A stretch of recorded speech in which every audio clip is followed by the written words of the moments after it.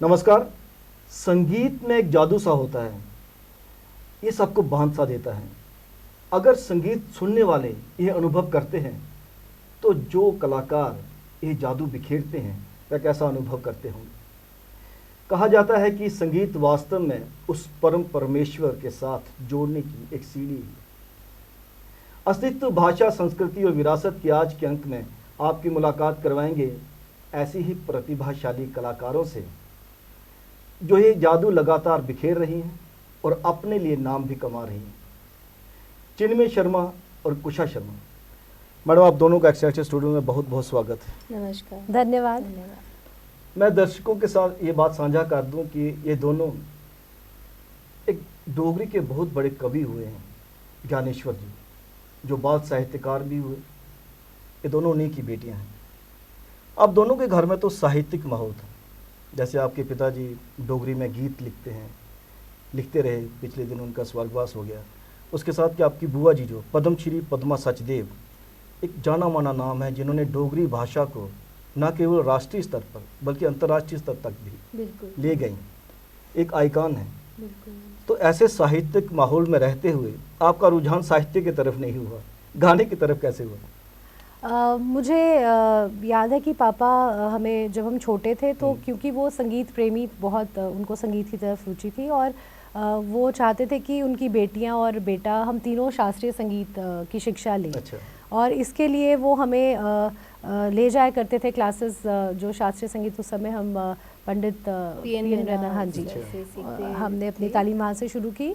और घर में तो था ही माहौल डोगरी गानों का, बजना, लिखना, उनकी कंपोजिशंस, और बचपन से वो धुनें आपकी कानों में। तो मुझे लगता है हम बहुत फॉर्चुनेट रहे कि हमें ऐसा परिवार मिला जहाँ साहित्य और संगीत दोनों का मिलन था। और हमारे फूफा जी पद्मश्री सुरिंदर सिंह सचदेव जी, उनसे हमें मार्गदर्शन, बहुत बड़े रागी हुए वो। बिल्कुल, तो उनसे हमें मार्गदर्शन मिलता रहा और हम संगीत सुनते जाते थे। जब हम बचपन में ही हमारे घर में, जैसे आप इन्होंने बोला कि माहौल था, तो हमारे कानों में वो धुनें और वो और पापा को बहुत ही ज़्यादा रुचि थी। वो खुद भी बहुत अच्छा गाते थे और उनको था कि नहीं, हम एक विधिवत तरीके से मैं मतलब अपने बच्चों को ये शिक्षा दिलाऊं। तो मुझे लगता है उनका बहुत बड़ा योगदान था इस चीज़ में।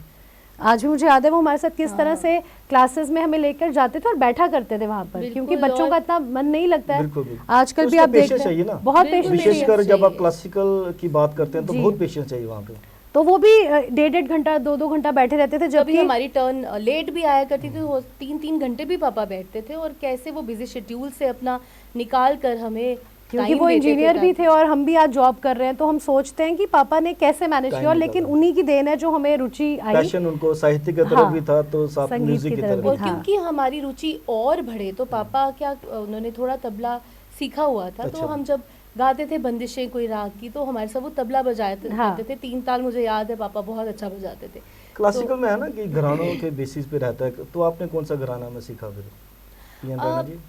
पीएन रैना जी किराना घराने से संबंध रखते थे। और अब आपने अगर घरानों की बात की है तो घराना जो है वो, जैसे प्राचीन समय में घराने का बहुत महत्व था। तो घराना मुझे लगता है कि एक आगरा घराना, किराना घराना, जयपुर घराना, इन सब की अपनी अपनी विशेषताएं रही हैं।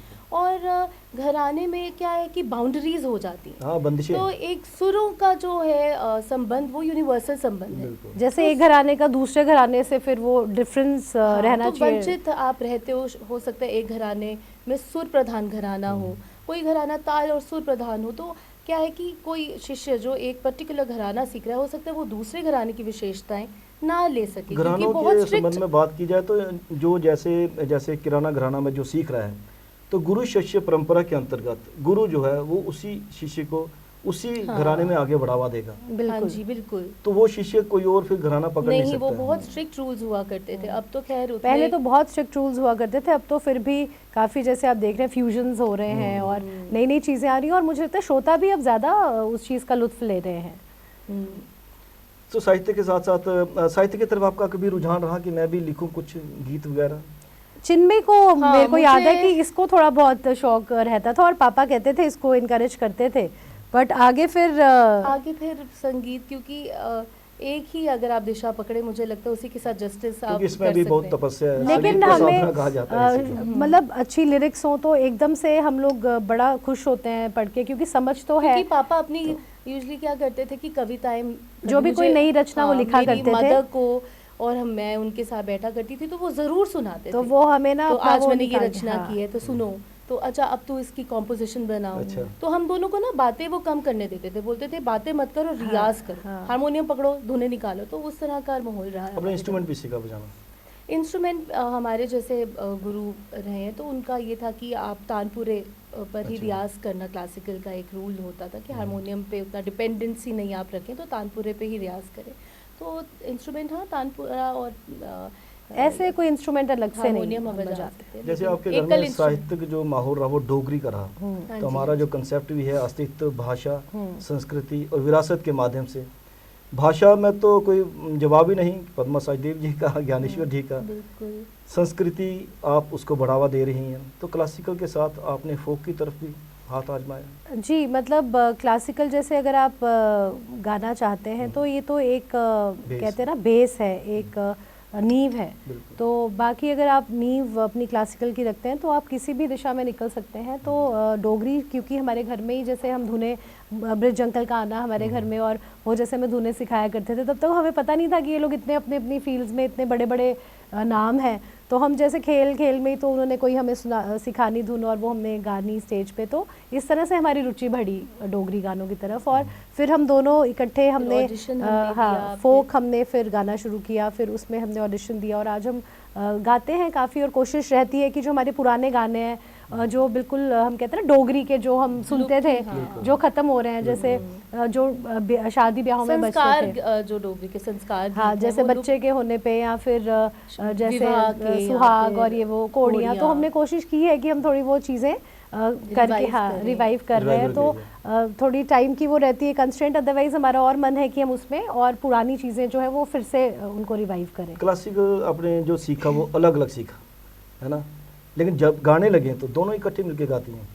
हाँ कुछ ऐसे ही हुआ कि आपकी जैसे मैक्सिमम परफॉर्मेंस ही जो रहती है वो इकट्ठे रहती है। हाँ इकट्ठे हमने शुरू ही कर दिया था गाना, तो फिर वो इनफैक्ट हम जब क्लासिकल भी सीखने जाते थे तो गुरु हमें इकट्ठे ही सिखाते थे। अच्छा। तो हम वहाँ पे भी इकट्ठे ही, जैसे कोई राग गाना है तो हम इकट्ठे ही गाते इकट्ठे थे, तो वैसे ही चलता ही रहा।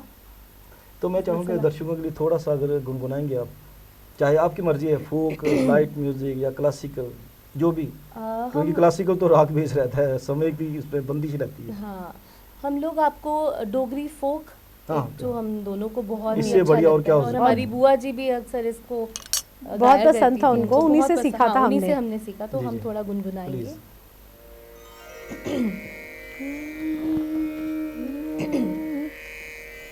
बिन्नाले जोगिया बेड़या जोगिया, बिन्नाले जोगिया बेड़या जोगिया, मेरे प्यो के दिगल सदा जोगिया, बिन्नाले बेड़या बिन्नाले।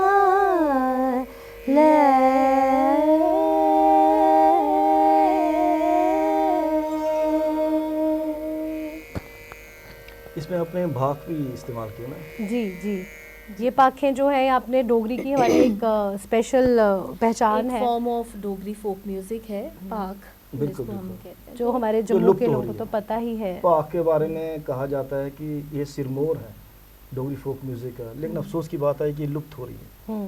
पाक सुनते हुए वही पहाड़ियों की चोटी, वो इकट्ठे ग्रुप सॉन्ग्स। बिल्कुल, हाँ है ना? जी, बिल्कुल बिल्कुल। लेकिन फिर भी हमारे रेडियो, जम्मू कश्मीर रेडियो, ये फिर भी रिवाइव काफी, कर रहे हैं, आर्टिस्ट को हाँ, मौका दे रहे हैं। और जैसे अब आज हम कल्चरल सुनते भी हैं, एकेडमी अब है जैसे या फिर हमारे तो हर घर जगह में कल्चर है रेडियो सुनने का, तो काफ़ी वहाँ के आर्टिस्ट हम सुनते हैं कि बहुत अच्छा अच्छा फोक म्यूजिक सुनने को मिलता लेकिन है। फोक जो आप गा रही थी अभी, उसमें बिन्ने का भी जिक्र हुआ है, जोगी का भी जिक्र बिल्कुल। हुआ आप है। देखें कितने हमारे डोगरी के जो टिपिकल वर्ड्स हैं, तो वो बड़ी खूबसूरती है इन गानों की। तो वो हम बुआ जी के मुंह से जब हम सुना करते थे तो और भी खूबसूरत लगते, तो वो नेचुरल था कि वो बड़ा आकर्षित होते थे फिर हम उस तरफ। और काफ़ी अच्छी और चीज़ें ऐसी हैं जो कि हम कोशिश करेंगे कि आगे जो है, अगर हमें नेक्स्ट टाइम हम आते हैं तो हम आपको और जो है वो बिल्कुल। सुनाएंगे। हाँ, जो यहाँ पे जो संस्थाएं काम कर रही हैं, जैसे J&K academy of art culture and languages हो गया, रेडियो हो गया जिसे आकाशवाणी कहते हैं, दूरदर्शन का मैं नाम नहीं लेता क्योंकि दूरदर्शन आजकल बंद पड़ा है, वहाँ पे कोई काम नहीं है, बजट नहीं है कहते हैं, वहाँ पे स्टाफ भी नहीं है। हालांकि दूरदर्शन पे काफ़ी पहले काम हुआ करता था म्यूज़िक को लेके, काफ़ी प्रोग्राम्स बहुत करते थे हम जब छोटे होते थे, तो मुझे याद है काफ़ी एक्टिव था। इनफैक्ट दिल्ली भी जाया करते थे ग्रुप्स ना, तो वो वहाँ पे भी रिकॉर्डिंग्स हुआ करती थी। तो अब तो आप क्या समझते हैं कि मंच कहाँ उपलब्ध हैं परफॉर्मेंसेस के लिए? एक्चुअली मुझे लगता है मीडिया जो है उन्होंने भी, अब मुझे लगता है बदलता टाइम है मेरे ख्याल से आजकल, जो सोशल मीडिया जो डिजिटल एकदम रेवोल्यूशन हुई है, तो आजकल वो एक बड़ा अच्छा जरिए कि आप मासेस की तरफ पहुंच सकते हैं।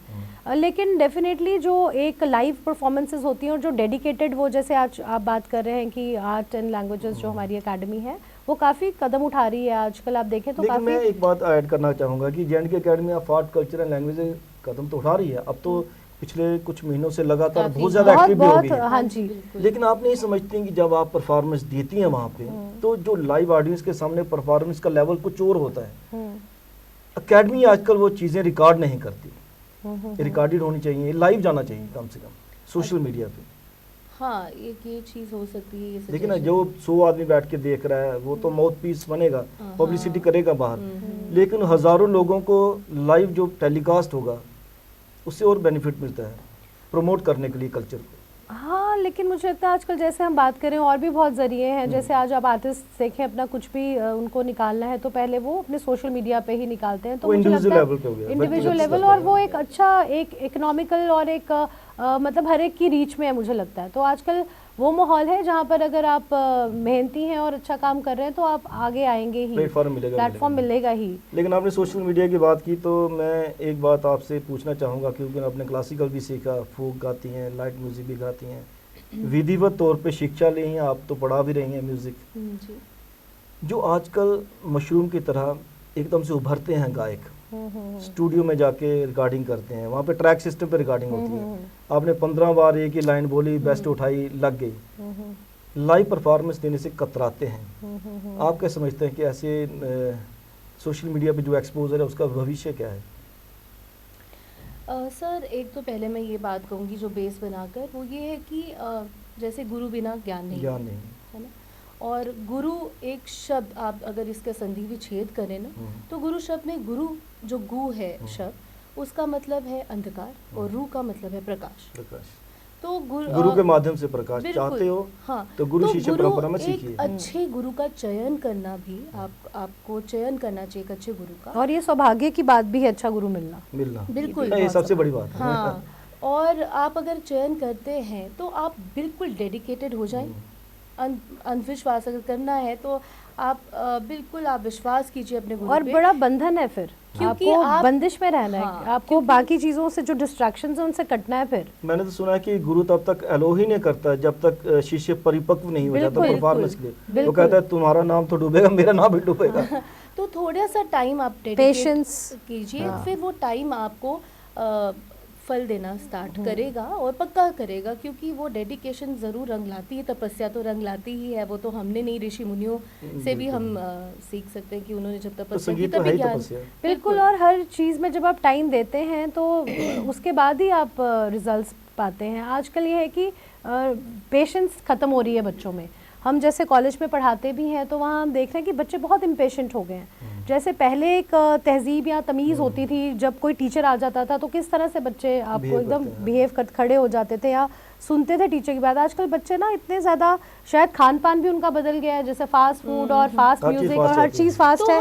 तो मुझे लगता है वो कहीं आपको एवोल्यूशन थोड़ा, जैसे टाइम है रेवोल्यूशन जो हमारी आ रही है, हाँ, लेकिन आप जैसे अपनी टीचिंग स्किल्स में थोड़े से इनपुट्स ला सकते हैं। जैसे अगर बच्चा आपका टेंशन नहीं सीख कर, तो आप थोड़ा सोशल मीडिया की हेल्प ले सकते हैं। जैसे आप बड़े बड़े कलाकारों की वीडियोस दिखा सकते हैं। हाँ, जैसे आजकल स्मार्ट क्लासरूम्स तो है ही है हमारे कॉलेज स्कूलों में, तो क्या है कि आपको एक एज अ टीचर या एज अ गुरु आपकी रिस्पॉन्सिबिलिटी बनती है कि ऐसे चेंज एटमॉस्फेयर में आप किस तरह की और एज पेरेंट्स भी हमें बहुत ज़्यादा ये ख्याल रखना चैलेंजिंग तो है। जैसे हमने बोला कि हमारे पापा किस तरह से पेशेंटली हमें ले जाया करते थे, आजकल पेरेंट्स में भी वो पेशेंस खत्म हो रही है। आजकल सबसे पहले पेरेंट्स अपने बच्चों को खुद ही एक स्मार्टफोन पकड़ा देते हैं ताकि वो बच्चों के साथ उनको अपना टाइम अलग से मिल सके और बच्चे उनको पेरेंट्स भी बच्चों से प्राइवेसी चाहने लगे तो एक वो भी बहुत समस्या है जो एक अलग मुझे लगता है डिस्कशन का एक मुद्दा है अलग से। जैसे आप ब्लेस्ड रहे कि आपको पेरेंट्स की तरफ से भरपूर सहयोग मिला, पापा आपको खुद लेके जाते रहे, हालांकि तब आपकी केवल क्रूशियल क्लासेस भी रहती होंगी।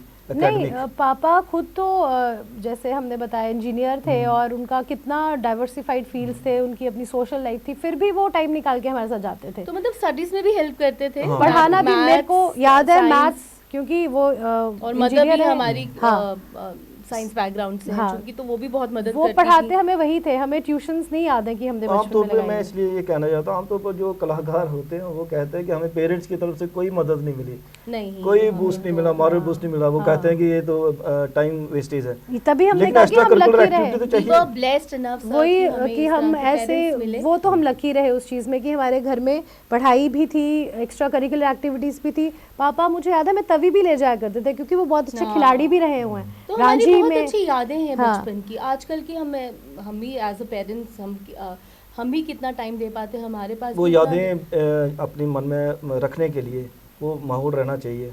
पेरेंट्स से फिर ये तो है नहीं अपने कमरे में अपने कमरे में मोबाइल लेके तो सर आप देखें जैसे तवी जो पहले ब्यूटीफुल और पहले इतनी स्वच्छ और पानी होता था ना, आज वो तवी भी हमें वो वैसी अट्रैक्टिव नहीं लगती। मुझे लगता है वो बुआ जी का गाना भी है, पानी तवी ऐसे काटता है प्यास मती है। तो लेकिन ये कि मुझे याद है पापा खिलाड़ी भी अच्छे थे और उन्होंने हमें उसमें भी डाला कि मैं जब हमारा ना स्पोर्ट्स डे होता था तो पापा ने मुझे तैयार करना कि टोस पे भागो, रेत पे भागो, तो मैं तभी ले जाया करते थे वहाँ पे, हमें मतलब तैयारी कराते थे। तो उस चीज़ में पेरेंट्स का मुझे लगता है एक बहुत कंट्रीब्यूशन होता है एक बच्चे को चैनलाइज करने में, और डेफिनेटली फिर टीचर्स, गुरु, फिर उनका तो रोल है ही है। तो गुरु का मतलब ये नहीं है सर कि एक आप पर्टिकुलर गुरु आपके घर से भी स्टार्ट हो सकता है एज अ पेरेंट्स। और कहा जाता है कि सबसे पहले बोलते थे, वो यही बोलते थे कि गुरु अपने अंदर ही ढूंढे, और मदर कहते ही है कि जो फर्स्ट हमारी टीचर है वो मदर ही होती है। तो अगर मदर फर्स्ट टीचर है तो मदर ही माँ बोली भी सिखाने वाली है। बिल्कुल, आप तो सिखाती भी हैं, म्यूजिक सिखाती हैं, आप पढ़ाती हैं, हाँ, एजुकेशन पढ़ाती हैं। क्या महसूस करती हैं आपके बच्चे जो हैं स्कूलों में डोगरी में बात करते हैं, उनके घरों में ऐसा माहौल है कि डोगरी भाषा में बात की जाए? आपके घर में तो डोगरी के स्कॉलर हैं, विद्वान रहे, तो जाहिर सी बात है आपके घर में तो डोगरी बोली जाती रही होगी। बिल्कुल बोली जाती थी। और मुझे याद है हमें तो जैसे बुआ जी ने आना होता था ना, तो हमें ना एकदम लगता था कि अब हिंदी नहीं कहीं पे चलनी चाहिए, क्योंकि बुआ जी एकदम बोलते डांट देते थे। हाँ, डांटते थे कि के गल कुड़ियों तुसें डोगरी नहीं आती है। तो मतलब वो चीज़ हमें याद है। और बड़ी आज करो बच्चे घर में भी डोगरी च गल करो, बड़ा अच्छा है क्योंकि आज हम पढ़ते भी हैं, पढ़ाते भी हैं, और जो हम देखते हैं कि भाषा, मदर टंग जो है कितनी इम्पोर्टेंट है। और जब बच्चा बड़ा होता ना, जैसे ये चीज़ अब मैं नोटिस कर रही हूँ, जैसे मेरा बेटा बाहर गया पढ़ने के लिए, तो अब वो मुझे कहता मम्मा मेरे से डोगरी में ही बात किया करो, जबकि अभी उसको डोगरी बड़ी सी चेंज आ गया ना, बड़ी पॉजिटिव चेंज आई है बच्चों में अब, क्योंकि वो वहाँ देखता है कि भाई सारे अपनी भाषा में बात कर रहे हैं। मैं यही बात कहना चाहता हूँ, जो सो कॉल्ड थिंक टैंक है, वो कहता है हमें चिंता है, डोगरी डूब रही है, मर रही है, मातृभाषा मर रही है। जैसे आपने खुद कहा कि आपका बेटा कह रहा है मेरे से डोगरी में बात करो। नहीं, वही मैं कह रही हूँ, जो चिंता भी थी ना लोगों को, उन्हीं के एफर्ट से शायद ये चीज जो है वो फिल्टर डाउन भी हुई है, वो चीज पहुंची है लोगों तक। ऐसा नहीं है कि अगर हम सकारात्मक देखें तो वो पॉजिटिव भी चीजें हो रही हैं। अभी डोगरी ना एक जैसे हम कहते हैं इवॉल्व हो रही है, ये एवोल्यूशन की स्टेज है। तो आई एम श्योर कि 15 साल के बाद और इसमें बढ़ोतरी होगी। सोशल मीडिया का कितना बड़ा हाथ है डोगरी को प्रमोट करने के लिए? जैसे आजकल हास्य व्यंग्य, कविताएं, गाने, टप्पे, छोटी छोटी रीलें डोगरी भाषा में पिछले दिनों तो बहुत वायरल हो गया। डोगरी में इस शब्द को ये कहते हैं, मैं आजकल ये नहीं कहती, मैं ये कहती। हाँ, लेकिन मुझे लगता है अच्छा मटेरियल एक होना चाहिए, ताकि अगर आपका वर्ल्ड वाइड वो डोगरी जा रही है तो एक हास्य का वो ना बने पात्र। एक अच्छा मैसेज, जैसे कि अब पंजाबी कल्चर कहाँ तक पहुँचा है सर। अब 80s में गुरदास मान जी ने गाना शुरू किया था 80s में, और तब उसके पहले वो इतना पॉपुलर नहीं थे, गाने इतने नहीं बजते थे, लेकिन उसके बाद देखो कितनी वहाँ पे मतलब क्रांति से हाँ गाते हैं। एक ऑर्गेनाइज्ड मैनर में एक अब पंजाबी म्यूजिक बजता है, फिल्मों में बजने लगा, स्टूडियो रिकॉर्डिंग्स में डेडिकेटेड शोज होते हैं पंजाबी के जहाँ लोग टिकट खरीद के जो देखने डीजे पे जाते हैं। ज्यादातर पंजाबी गाने चलते थे, अब डोगरी गाने भी चलने लगे हैं। हाँ देखिए चेंज आ रहा ये है, change कंपोजर्स आ अब रहा जो कितना अच्छा काम कर रहे हैं, नए नए धुनें बन रही है, कंटेम्प्रेरी धुनें बन रही हैं। और लेकिन आगे ये कि और ऑर्गेनाइज जैसे जैसे होगी, जब डेडिकेटेड शोज टोटली डोगरी पे ही होंगे तो और चीज़ ये बेटर होने लगेगी, जब बच्चे बजाएंगे ना, खुद गाएंगे, बिल्कुल। नाचेंगे और डोगरी मुझे गानों लगता पे है ही। कि अच्छा जो भी अच्छा चीज़ देने से एक आपका स्तर ऊंचा ही होता है। तो डोगरी को ऊंचाई पर ले जाएं, तो कुछ ऐसी चीज़ें ना डालें सोशल मीडिया पे जो कि हाँ, उसको गिरा दे। फ्यूजन के नाम पे कई बार तो हाँ मुख्य फ्यूजन कभी वो हम करें, खुद ही क्योंकि अपना मजाक आजकल- कभी बना देते हैं, हाँ, तो तो वो वो चीज़ मजाक नहीं ना करनी बनाएं। चाहिए। इतने अच्छे साहित्यकार रहे, इतनी अच्छी उनकी रचना है, इतनी अच्छी उनकी उनको मतलब पढ़ें, मुझे भाषा तो ये रही लगता है है। कि उनको पढ़ना चाहिए, अच्छे साहित्य को ज़रूर पढ़ें, ताकि उससे आपका काफ़ी ज्ञान एनरिच होता है और फिर आप अच्छा मटेरियल भी देंगे आगे। आप क्या जो नौजवान ये कार्यक्रम देखेंगे बाद में, उनको आप क्या संदेश देना चाहेंगी, विशेषकर जो संगीत के साथ जुड़े हुए हैं, कि क्या संगीत की विधिवत शिक्षा लेना बहुत आवश्यक है, बेस बनाना ज़रूरी है? मुझे लगता है कि एक तो उनको डिसिप्लिन्ड लाइफ में रहने की एक आदत डालनी चाहिए, जो हम नियम है वो बहुत ज़रूरी है। और जैसे हमारे पापा कहते थे कि अपने बुक्स को, अच्छे साहित्य को अपना फ्रेंड्स बनाएं, तो किसी और पे डिपेंडेंट और होने की अच्छा सुने और रियाज करें। और अगेन डिसिप्लिन लाइफ बहुत ज़रूरी है, क्योंकि इसमें तो है ही है कि जितनी पेशेंस आप में होगी, जितना आप टाइम देंगे, जितना आप अच्छा सुनेंगे, क्योंकि आजकल श्रोताओं की भी कमी हो रही है। आजकल हर कोई आपने देखा होगा कहता है कि मैं ही सिंगर हूँ, तो सुनना भी बहुत ज़रूरी है। अच्छा सुने और फिर उसके बाद मुझे लगता है संगीत में तो रियाज, शास्त्रीय गायन में तपस्या खास के तौर पर रियाज करें, सिर्फ ये नहीं कि आपको फेम चाहिए और ऐसा रिजल्ट्स की नहीं आप उससे चिंता आप करें गुरु बड़ी की- ना। आप श्रीमद् भागवत गीता में कृष्ण जी ने कहा है कि आप कर्म कीजिए, बिल्कुल फल की चिंता मत कीजिए। बस बिल्कुल वही तो कला का कोई भी क्षेत्र हो, साहित्य हो, संगीत हो, और अपने लिए बहुत अच्छा है। स्पोर्ट्स की बात करें, वहाँ पे भी जी। पेशेंस की जरूरत रहती है। पेशेंस की और अरे कोई भी फील्ड हो सर, उसमें तपस्या की ज़रूरत है, तभी आपका एक नाम बनेगा, आप खुद एक डिसिप्लिन लाइफ में आएंगे। और अपने लिए भी बहुत अच्छा है। जैसे आजकल की जो लाइफ चल रही है, हर कोई तनाव से मतलब पीड़ित है। जाते जाते मैं हाँ। पूछना चाहूँगा कि म्यूजिक थेरेपी का भी एक ट्रेंड चल पड़ा है, बिल्कुल। किस हद तक ये स्ट्रेस लेवल को कम करता है?